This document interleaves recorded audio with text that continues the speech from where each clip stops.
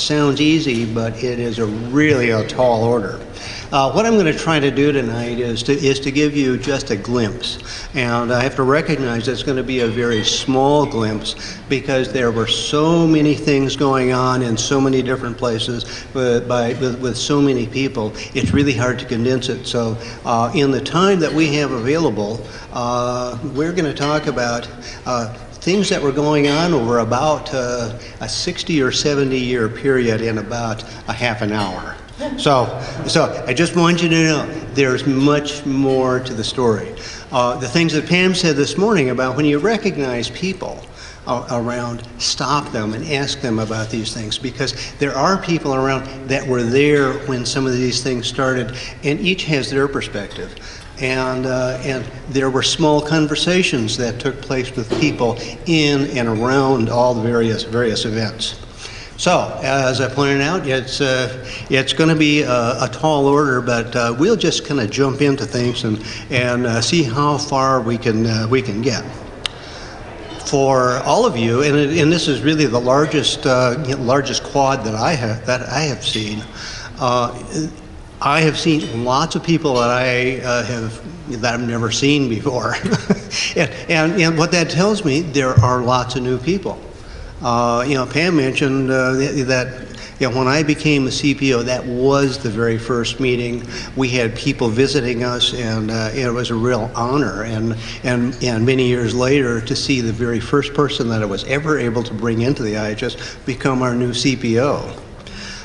It's likewise an honor to see so many new people here and share. So tonight is really to share with our younger people. There are lots of people who have come into full-time service in the Indian Health Program, since say 95 to 2000. So that's less than 20 years. And there are quite a few people. So. Let me just start out by saying when I look at things that have happened in the profession of pharmacy and things that I have seen or been a small part of, or things that I have observed happening. A lot of these things. Sometimes I feel like Homer Simpson, and so I said, "Did you do this?" "No, it was already there when I got here." "I didn't do it. That was that way already." Well. There were lots of people that have come before each of us that have had the opportunity to put things, and along the way, more people have added on and just helped to move the ball forward. In recent times, I set foot in a CVS pharmacy. It could be kind of any chain, but when you set foot into a pharmacy in almost any part of the country, and you can see the offers to counsel patients, and you can see consultation areas, that really began in the Indian Health Program. We have made an impact on the entire profession of pharmacy and the health of the nation because of that. When I see other pharmacies, I was in a Walgreens pharmacy where they were doing primary care out of a pharmacy base. That kind of thing was just unheard of in the past. That would not be possible with the progress that was made in the IHS, and it continues to be made. When you go to meetings or read journals about drug therapy management and things, that the roots of that goes back to things that took place in the IHS. When you look back over the clinical pharmacy movement, and for many of you, you kind of, I think our light.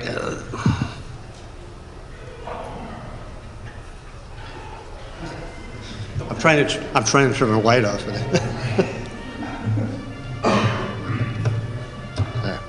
That'll work.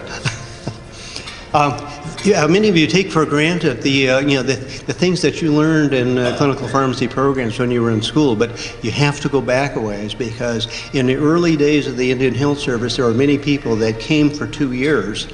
And then as they turned over and went back, many went into graduate programs. And during those 2 years, they discovered what pharmacists can really do and the impact they can really make in patient care. They took that message back to their graduate programs. Many became faculty members that helped to really shape the pharmacy profession in the area of clinical pharmacy. There are all kinds of new roles because everybody that came in did a whole lot more than just pharmacy. Pharmacy was why people came, but there's so many more things that people have done that have helped shape the system. There are not really ground rules, but a couple principles that I'd like you to just keep in mind, because there's a whole lot more than that we can ever really cover tonight. So if I say the IHS, in the early days it was the Indian Health Service, totally a federal program. Today it has changed. More than half of the program is managed by tribes and tribal organizations. So when we say the IHS today, what I'll be making generalizations about is the Indian health system. So just keep that in mind. I'm not ignoring what's happened over time, but sometimes when you're talking, you say something. I just want you to help to translate. If I use a number, sometimes specific numbers are hard to come by. So look at it as kind of an approximation or an order of magnitude. If I say in such and such year there were this many people, well, usually it was a few or something. So keep that in mind. If I use a specific name along the way, it's because I may be familiar with that person. It may or may not be the first person that really invented or innovated something, but often it's a person who somewhere in the system raised their hand, or it could be the person who did the poster session. Nobody knew about it. Everybody was doing it in several places, but somebody did the session that raised the attention. If I use the word I don't mean to take credit because it wasn't I that did it. I had the good fortune and honor to be the chief pharmacist during my career. And among all the duties that I had is I had the opportunity and the responsibility to convene a bunch of meetings. And a number of those meetings included an incredible amount of talent and just fabulous ideas. I got to sign documents, but it wasn't me that wrote many of the documents, or it wasn't me that put things in there. It was the collective you, or all the people elsewhere. So when I say I, it's kind of a convenience of something that I'm remembering, but it's really a we. And when I say we, in history, I mean all of the we that were around that time. But more importantly than that, what we learn from history and what we carry on is the we that's everybody. It's everybody here, and it's everybody that is coming after us. So let's give it a whack and see what we can do. And Pam asked that we kind of start with our standards of practice and how we came about to have our standards of practice, because they weren't always there.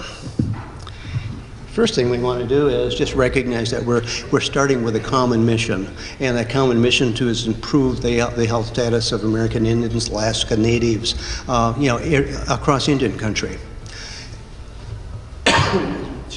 And we all serve a common mission, and regardless of the discipline, we have a multiple of different roles. And in pharmacy, over the course of time, our service in the mission has not been just in pharmacy. So it may have started in pharmacy in one form, but it really evolved into a broad set of ways. So one thing to keep in mind when you always keep mission in mind and keep it first and foremost. And all the things that were done and that people found new ways was a way to be more effective in serving our mission.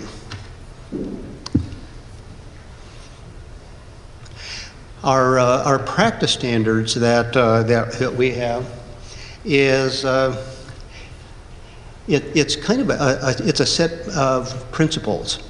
It's not it does not break out to a real finite set of rules and so forth, but it's really a set of principles. And it really was one of the purposes for doing this, is to help us to define and translate an oral history into some common principles. And that was a lot harder to do than you could ever imagine. I was thinking about an analogy, and I was thinking about it for anybody that's been around Indian country, especially in the Southwest. You know that there are some fabulous ruins, and where you look at adobe, that is people living in homes made of adobe, and some of that adobe, those bricks are hundreds or centuries old.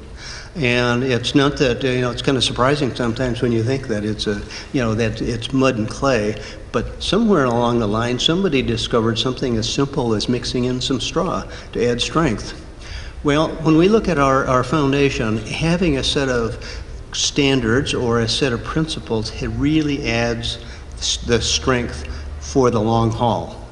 And they're common principles, but they have served us very well and will continue to do so.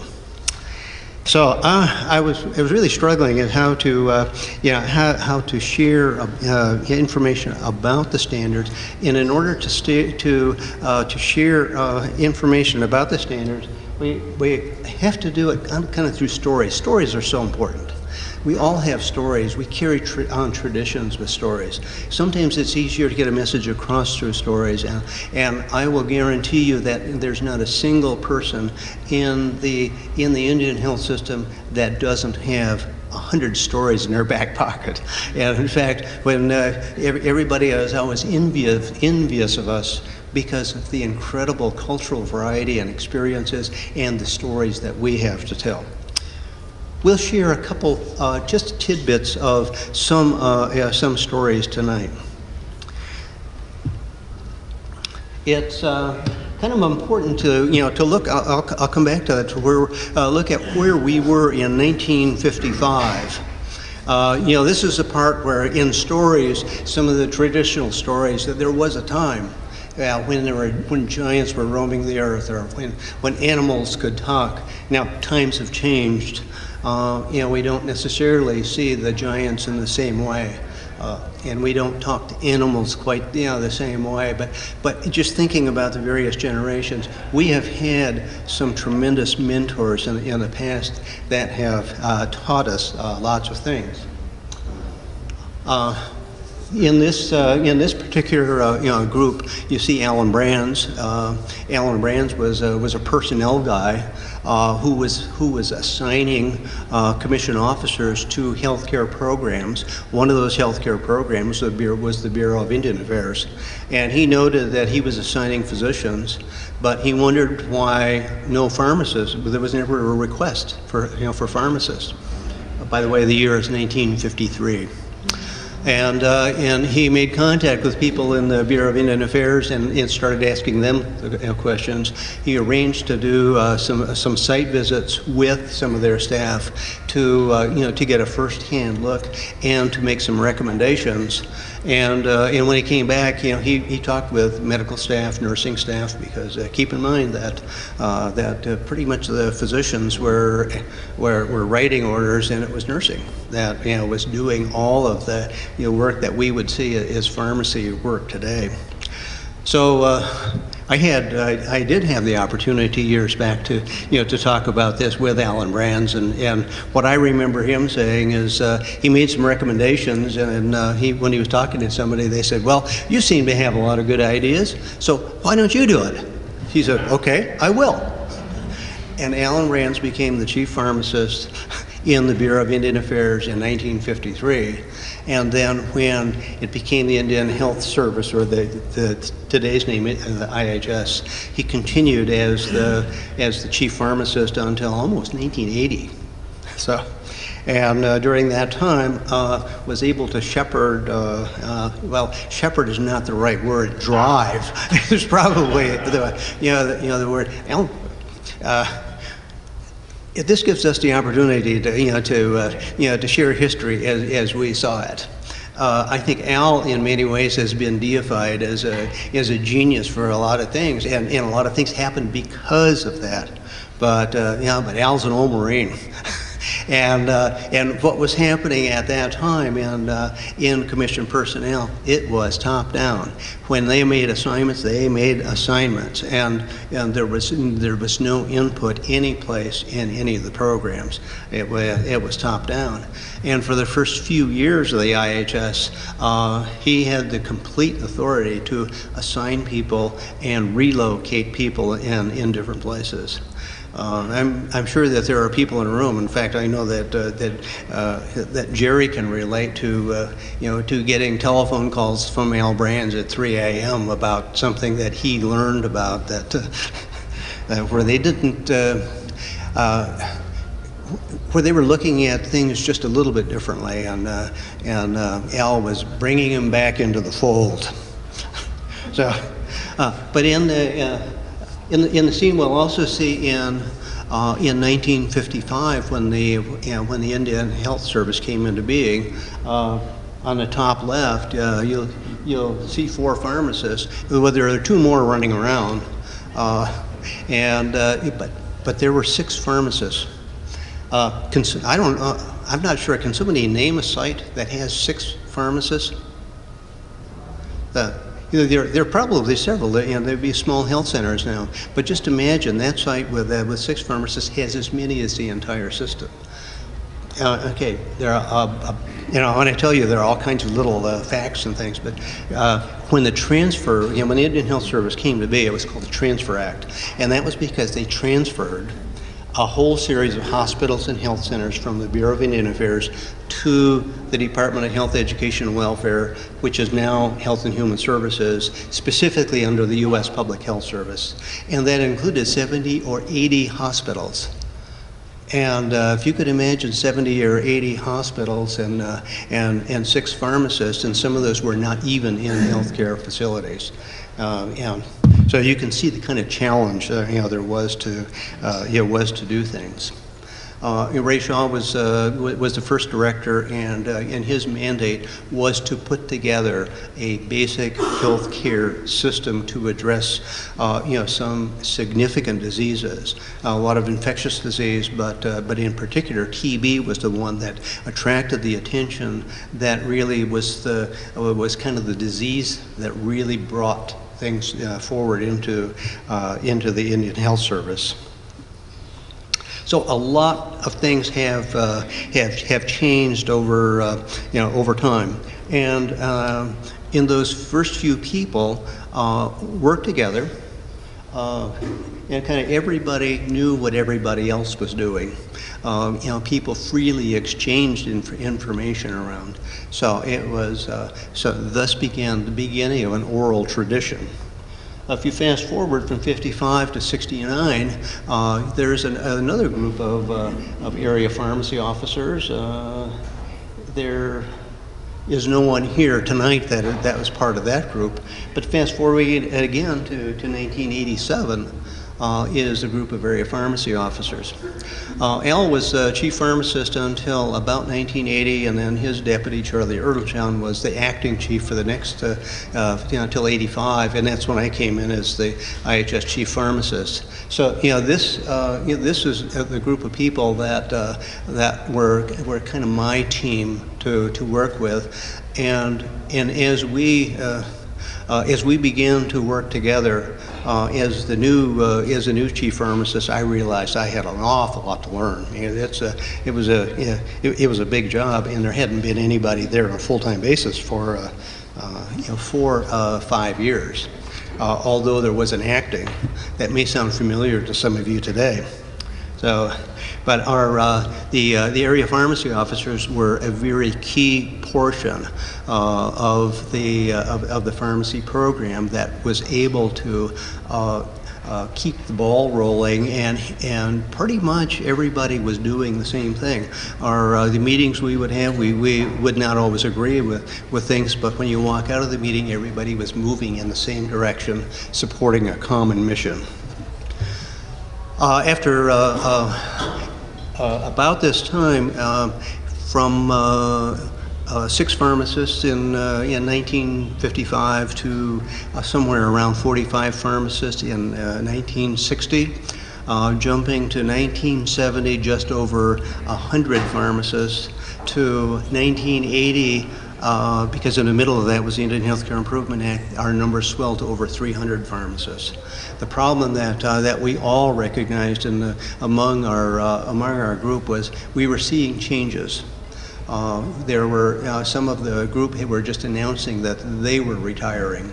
Al Brands had retired, and there were those changes. And the challenge that we saw is how are we going to translate an oral history into a form that we can convey to people coming beyond us in a way that adds continuity and a common purpose in the program. Okay. And so I was in a car when we would do site visit.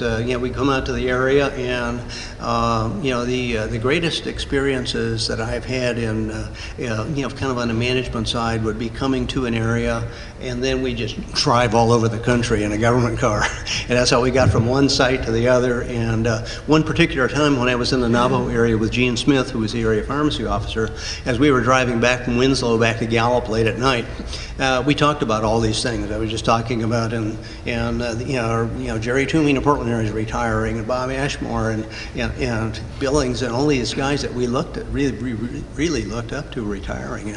And so Gene, we got to write this stuff down. We got to write this down. Well, they're still around to do it. And so Gene said, "Yep, I agree." And so we don't have travel money. And I didn't think we really had the time.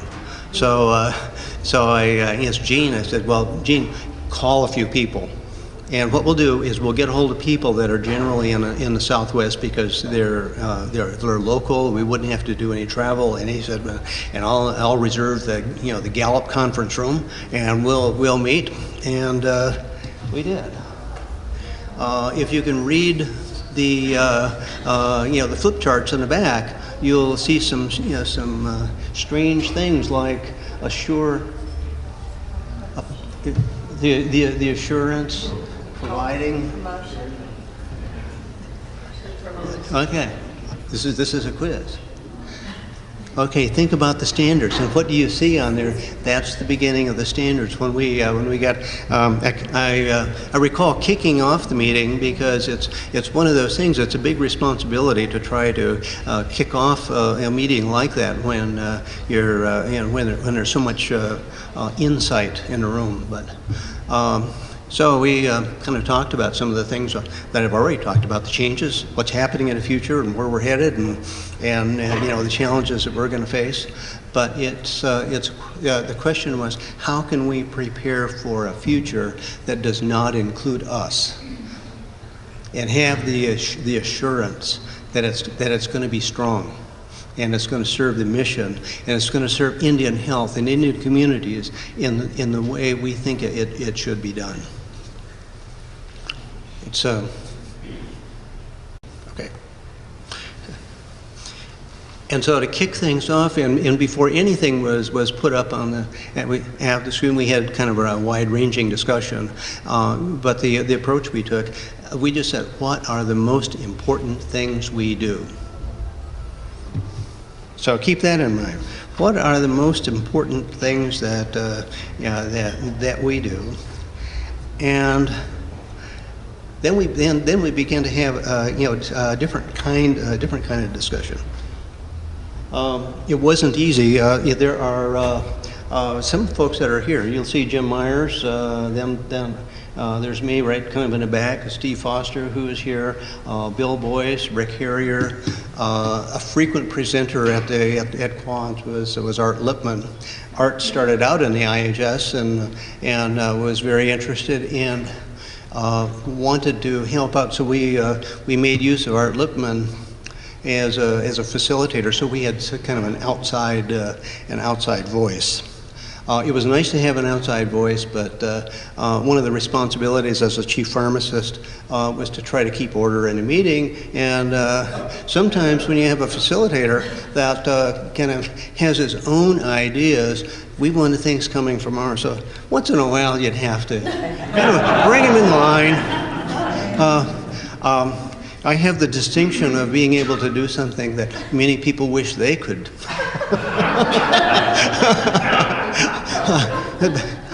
But Art was it was a great guy, and really added by having kind of an outside and a kind of the academic flair to it.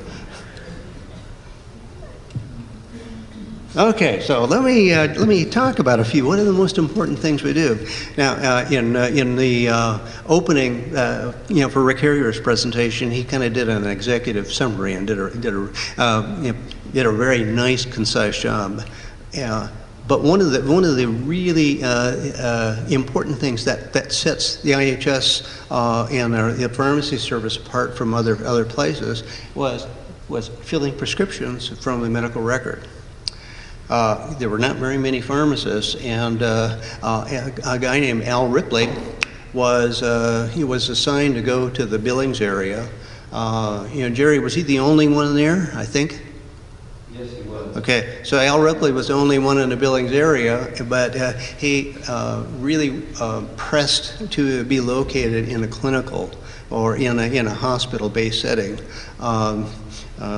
Another remembrance of Al Brands, he said, when I started out, he says, I thought if I could get one pharmacist in every area, I'd have the world by the tail. So, yeah, we've come a long ways. But one of Al Ripley's tasks was to institute pharmacy services where they had not been there. And so when you have physicians writing orders and nurses filling, and then being a good pharmacist, he went down. He says, "Okay, now we're going to use prescription blanks like the rest of the world." And needless to say, he encountered a lot of resistance. But he listened and looked at it, and he called Al Brands, and immediately Al Brands said, "No way." And but then he thought about it and called back. He says, "Well, give it a try and see what happens." And it wasn't exactly like falling off a log, but it just made so much sense. He did something that was not like we always did it in pharmacy someplace else. It was different, but it was more effective. It saved physicians' time. Nursing was very happy because they didn't have to do it. And things like that were beginning to be discovered in other places. Keep in mind, he talked about how top-down and how central the organization was. Well, immediately following that came a memo to the field that you will fill out of the patient's record from everywhere. But it was a little bit easier said than done. It was more difficult than it sounds. And filling out of the patient medical record, now going back to the beginning, I believe it was around 1962 when Al went up to Billings area, and it was probably 10 or 12 years before the process spread. So, we're talking throughout the 1960s, but still a long time ago, and that was an incredible foundation. And the incredible foundation, because when you look at the patient record, the information that you have of the visit and the lab tests and all the findings. So when you made suggestions or you evaluated, and it gave us the ability to really do some things. Okay, another thing that was going on also it's kind of like meanwhile in another part of the IHS on another day. Ron Gilbert was first at Fort Defiance and really got sensitized because in the emergency room came a family with a young baby that eventually died from an overdose. And since Ron Gilbert would have been the only pharmacist there, he knew it was something that he dispensed.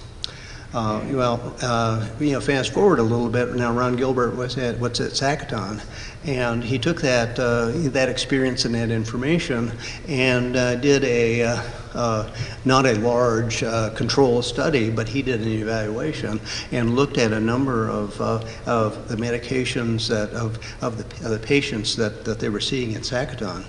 And in his findings, there were that over 60% of the patients were not taking their medications correctly, and over 40% were not taking them at all.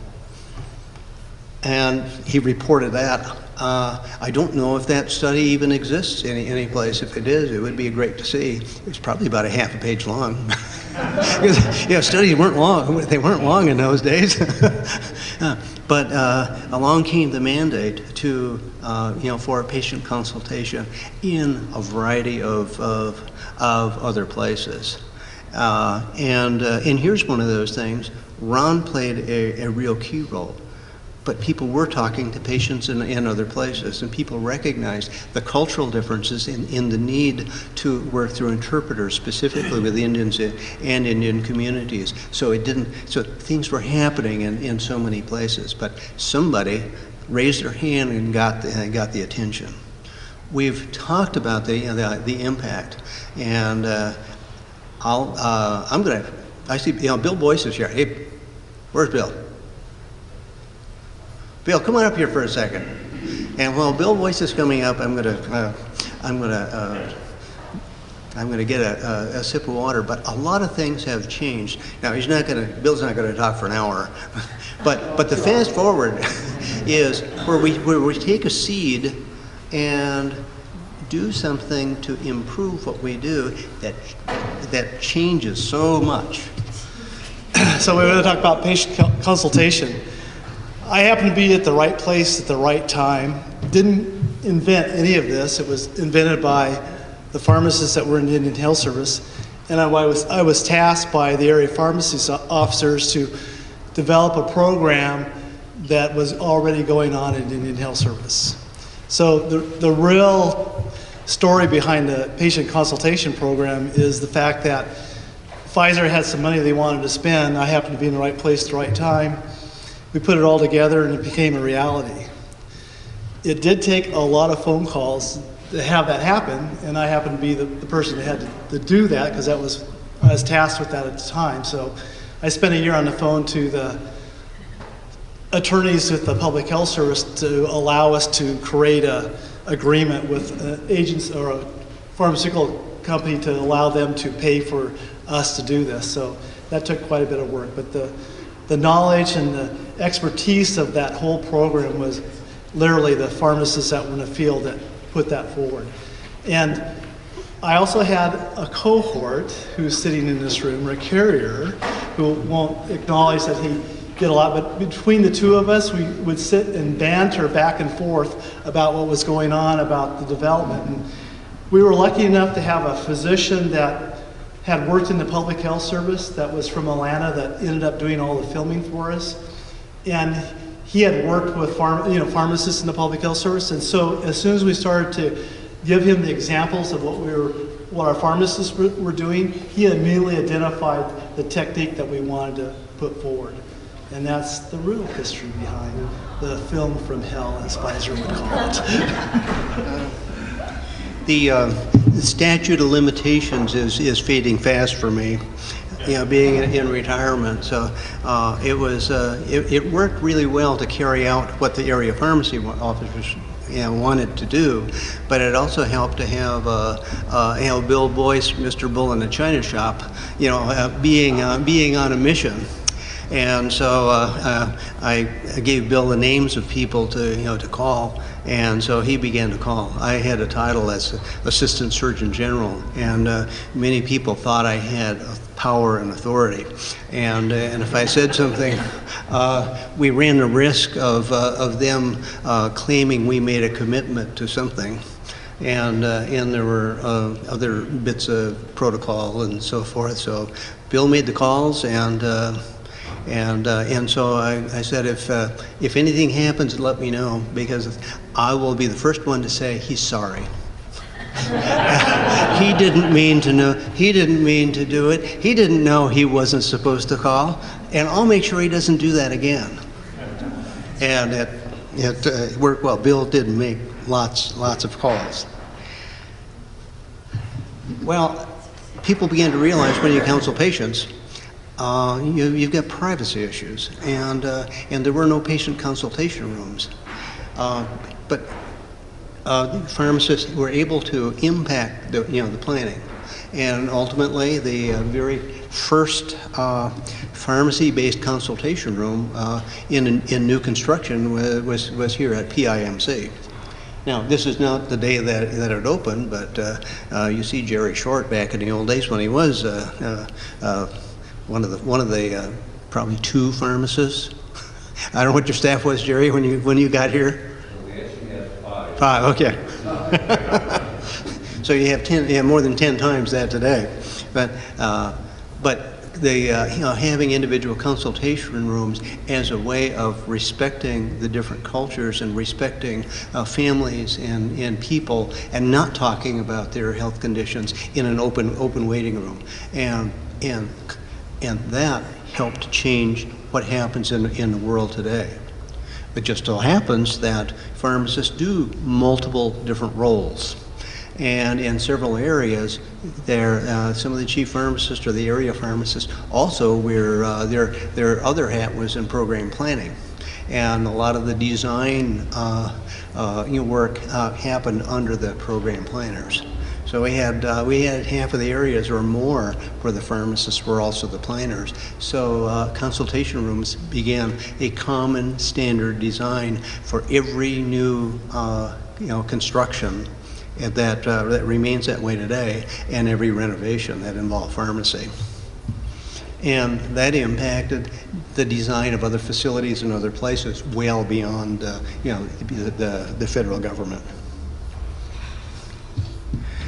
Okay, when you have a consultation room, when you have a medical record, when you have an information base and you have access, that gives you the ability to do a few other things.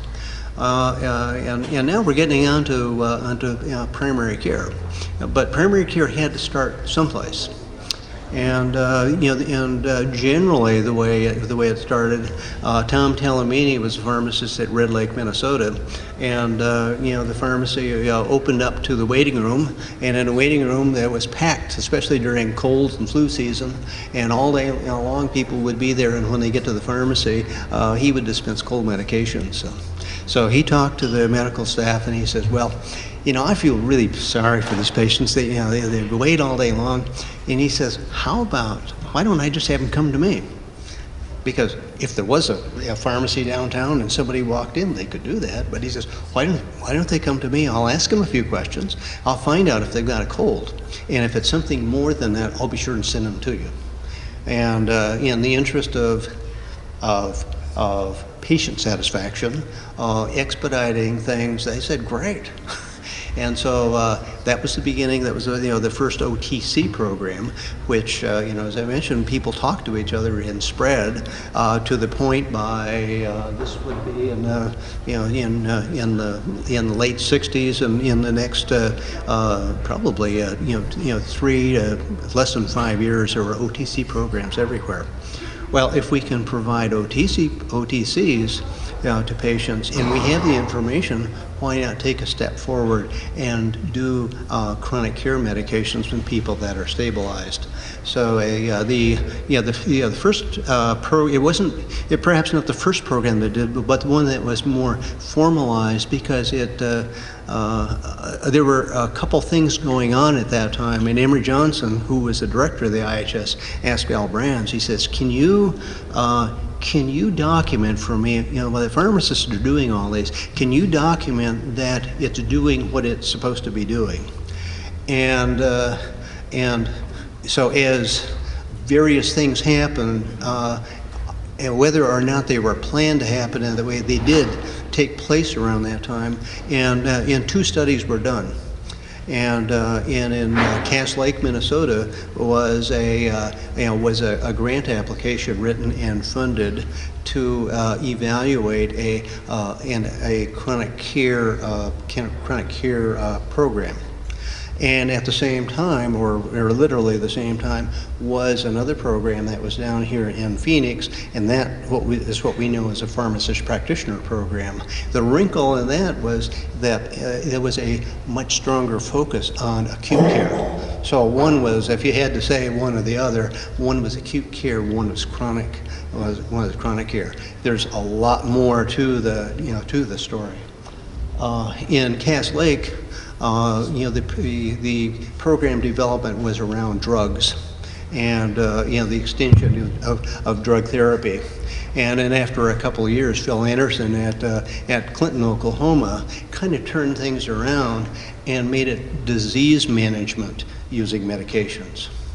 I'd like to ask Rick and Dave if you've got any other comments, because the whole time these things were going on, both Rick and Dave were down here at Phoenix. As those of you who know Rick over the years, Rick is probably the best telephone user of all. But we didn't have email. But the communication link, and that's really the important thing. The communication link, the sharing of the cross fertilization. You guys got any comments you'd like to make? Sure. Oh, sure. Yeah, and yeah. Come on, Dave.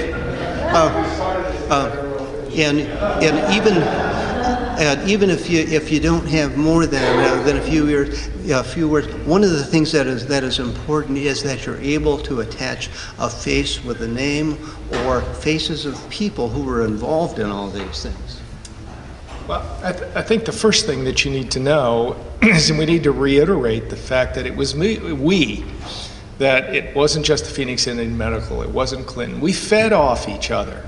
Okay, somebody would come up with an idea, well, somebody else would find a better way to do it, we'd share, and next thing you know, Leighton Toombs, who was the area pharmacy officer at about that time in the Phoenix area, talked about this breeder reactor, and he was referring to Dave and I, but there was a breeder reactor in Gallup, New Mexico, and there were breeder reactors in Oklahoma. And we were all kind of sharing and working together. So I think the most important point is it was a group growth. And that's why the dedication said to all the pharmacists, because we weren't the only ones. And I'll let Dave talk about the pharmacist practitioner program. Well, I'll introduce my brief comments by saying there are many, many people who had a lot to do with the growth and development of pharmacy in Indian Health Service. Dick and Rick have mentioned several of their names. Unfortunately, many of them will probably go forever nameless because they're lost in the annals of the history of Indian Health Service pharmacy. So they were really included in the dedication, in the introduction to our book. Maybe I'll relate something that meant the most to me from the pharmacist practitioner training program, which was my little piece in this big puzzle, by telling a story, if I may. Rick and I recently attended a departmental meeting at the University of Arizona College of Pharmacy. We had a guest speaker, and that guest speaker told a story from his young experience. He had a music course, and the music instructor started out the semester with the following. Now, the rest, what follows here are the music teacher's words. Now, you damn kids, pay attention to me and get this right. Life is short, life is hard, and life isn't fair. Wrap your heads around those three things and you'll be fine as a person. All right, that's the end of what the music teacher said. My corollary to that, based on pharmacist practitioner training program experiences, is the following. Now, you damn kids, listen to me and get this straight. If you learn a little bit about basic physical diagnosis, examination, you learn a little bit about basic lab test interpretation, and you learn a little bit about basic disease pathophysiology, you'll be better pharmacists and you'll be able to take care of your patients better.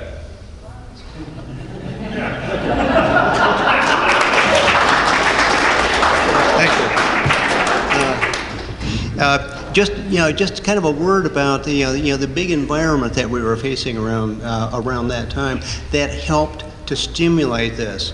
And the point to keep noticing is whenever there's a vacuum, there's an opportunity. Following the Korean War, the Public Health Service became eligible as a point to serve alternative service to the draft. And so we had a steady stream of people coming that included physicians as well as pharmacists. Largely, recruitment was really not a serious issue in the IHS, and I would say for a variety of reasons. I would say it's 1985.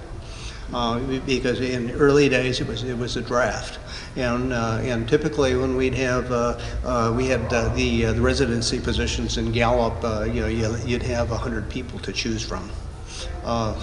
We had lots of people to choose from, and people that were eager to do some really interesting things. But in 1969, I went to a lottery. I had a great number. My lottery number was, based on the calendar, was 210. And prior to that time, I was 1A, which meant I was my bag was half packed for Vietnam. And the lottery came, and then the lottery and the draft, the mandatory draft, ended. So with all those things happening at that time, the supply of providers ended. At the very same time, there was the growth and the needs that were there, and people were, across the Indian country, they were just crying for people to support. We could not find, physicians and people, so they were looking for it. So the growth of the IHS had a community health medic, which was like a PA program. They have the community health aid in Alaska. There was another program was developed with nursing, and that was kind of things that were happening that made it possible for pharmacy to recognize a vacuum. And part of that recognition, it was shorter than those other programs because we had people coming in with a prior knowledge base, and that study was objectively very positive.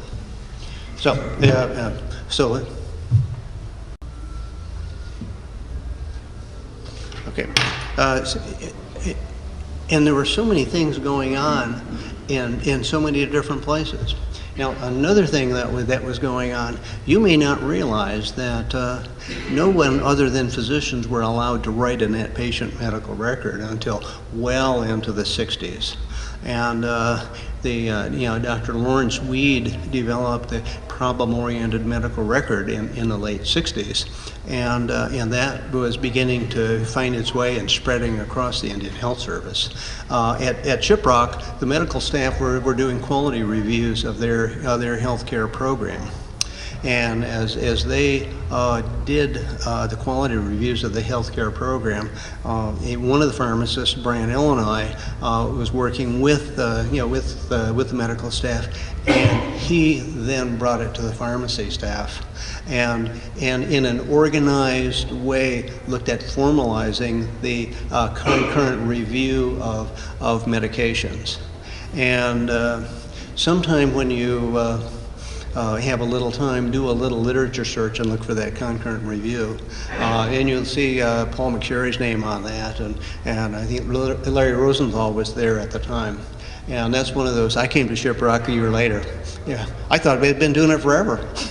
But it was relatively recent, and the thing to realize that across the IHS, people were not necessarily writing it in the chart, but the spread of that is how we documented the quality of care and things that we were doing. Along came in the mid 70s was the Indian Health Care Improvement Act. I was going to run right on past that, but that's the pharmacy staff in Shiprock. By then, Larry had just left, but Paul was still there. With the advent of the Indian Health Care Improvement Act, that opened the way, and spurred the development of healthcare facilities, upgrading the staff. That resulted in the ultimately what is now the scholarship program or the loan repayment programs that support many pharmacists. You can see from seeing 2/3 of all the pharmacists in 1955 to a tiny slice at one meeting just a few years later. Okay, back to the standards of practice. So you can see where just looking at the standards, when you have concurrent review and you have the patient's medical record and the chart, you have a good shot at assuring the appropriateness of drug therapy. So when we ask ourselves, what are the most important things that we do, that is one of those. And what the stories that we've related was the way it was able to be done.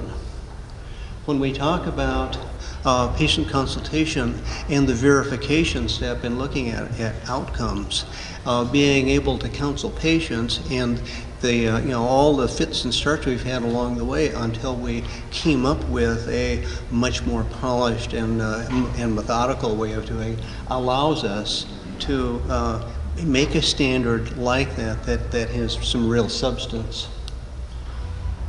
Assuring availability, preparation, and control.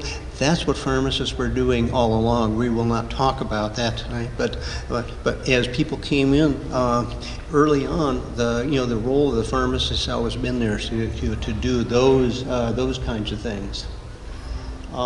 Providing drug information is another really really important role. Providing health promotion and disease prevention. In Pam's opening remarks this morning, she pointed to a number of opportunities, and a number of opportunities that evolve that kind of show some of the opportunities to do other things. When we talked about primary care and the management, that relates to the standard about managing therapy and how it's possible to have a standard. I don't think there are any other organizations, at the time who could ever, with a straight face, ever put standards like that together and mean it and have a way to actually do it.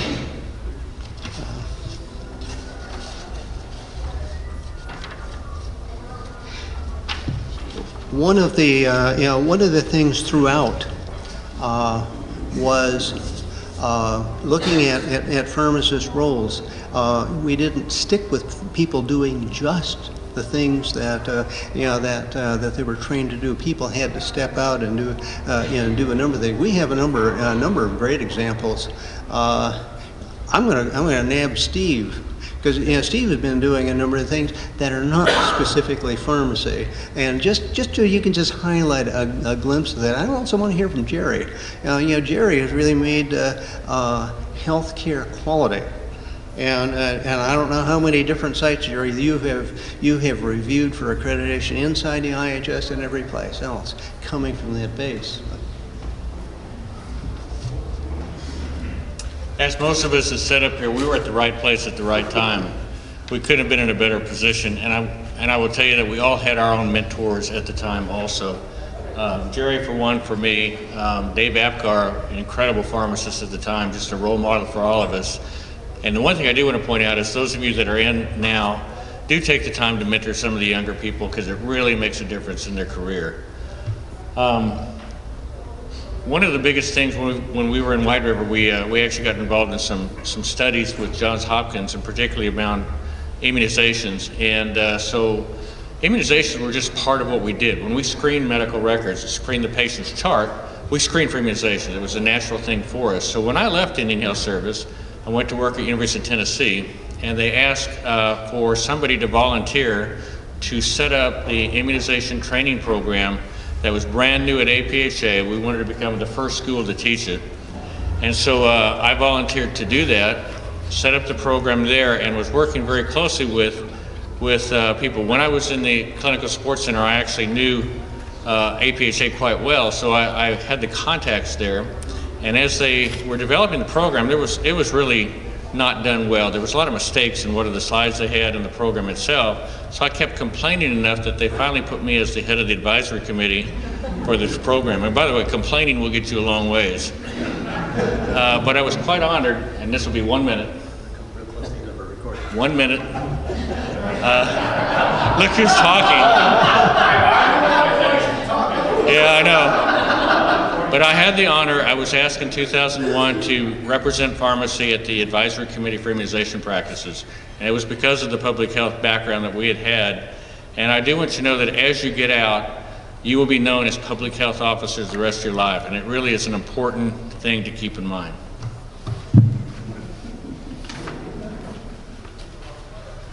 Well, I could talk a lot more than 2 minutes, but anyway. My career, actually, I spent 30 years as a commissioned officer on public health service. The last 5 years of my career, I was privileged to be at the headquarters level. Early on in my career, I kind of set a goal for myself I was hoping to have an opportunity to serve at all levels, from small clinics to hospitals to a medical center, which was PIMC, area pharmacy branch chief, and then go on to headquarters, where I was they established a position as director for facility certification and accreditation, and I served in that role for 4 years, did a lot of training with the Joint Commission. And when I retired, my wife thought I was going to be in the way and underfoot at home and wasn't sure what I was going to be doing. I started getting calls asking if I could assist tribal and IHS facilities prepare for accreditation surveys. So I started doing some consulting, and I still continue to do that. So this actually is my 50th anniversary of working with Indian health and tribal programs. I retired as a surveyor about a year ago, but one of the things that really has kept me going is to really focus on patient safety and quality. And what I see in the pharmacy program throughout IHS is a real strong emphasis on that. And with your implementation of the patient-centered medical home, and I was privileged to work with HHC, the accrediting organization I've worked for, to help write their medical home standards, which are very closely aligned with your IPC program. And you folks are doing a fantastic job. The surveyors for HHC, and I've been able to train them in terms of how to survey Indian healthcare and tribal facilities and urban health centers, are all just amazed at the level of service. And I was the only pharmacist surveyor out of 350 surveyors, and universally, everyone who has surveyed an Indian healthcare facility comes back and talks about the pharmacy program. And these are physicians and dentists and nurses and administrators who have had contact with you folks. So congratulations for what you folks are doing and continue to do. It's been a real pleasure for me to continue working with all you folks. Thank you. Okay, so wrapping it up, what are our takeaway messages? And the first one is we share a common mission, and that mission has everything to do with the Indian people across Indian country. That's why we're here, and that's what our mission is to improve that health status. And all these different ways of doing things are ways to do it more effectively. And along the way, the mission was updated, to add the partnership thing with tribes. The second thing is, don't be bound by the way it's always been done. And you see examples where people had to look for different ways. That is also true in every respect today. Look for different ways. Just because it's been done a different way doesn't mean it should continue that way. Share your experiences. And a lot of sharing and enrichment comes through that. It's been a totally symbiotic relationship in sharing back and forth across the entire system. Continually urge and encourage innovation. Encourage people to try new things. Always be aware of patient safety. Never let a patient be hurt, but encourage people to think of new ways to make things better for the people in our communities. And one person could make a difference. Now, the individuals that are named are not necessarily that one or that only person. But when we talk about one person making a difference, that one person is everybody here, because when we all make a difference every single day with one person in our community, we all make a difference.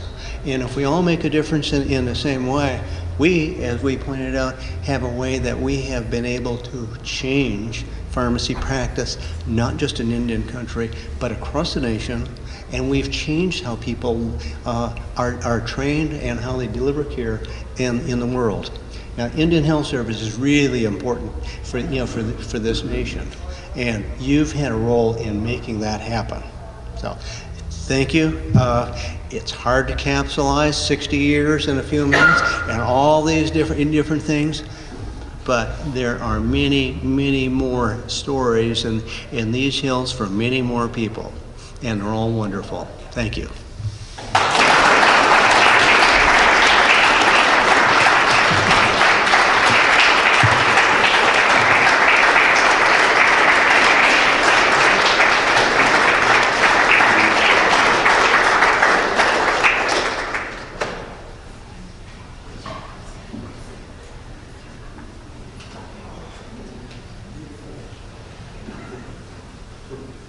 We're not being recorded anymore.